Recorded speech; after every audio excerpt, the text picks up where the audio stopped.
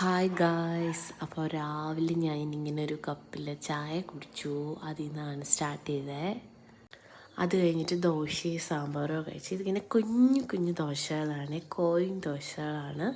അത് നമ്മൾ കഴിക്കുന്നതിന് കുറച്ച് മുമ്പായിട്ട് ഇങ്ങനെ സാമ്പാറിൽ ഡിപ്പ് ചെയ്ത് വെച്ച് മിക്സ് ചെയ്തിട്ട് എടുത്ത് കഴിക്കണം. നല്ല ടേസ്റ്റാണ്. അതായിരുന്നു കഴിച്ചത്.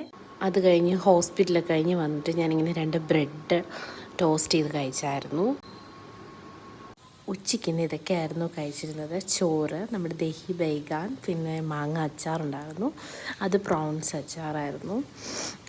ആക്ച്വലി ഇത് ആദ്യമായിട്ടാണ് ഞാൻ ഈ കറി ട്രൈ ചെയ്യുന്നത്, പക്ഷെ നല്ല ടേസ്റ്റ് ഉണ്ടായിരുന്നു.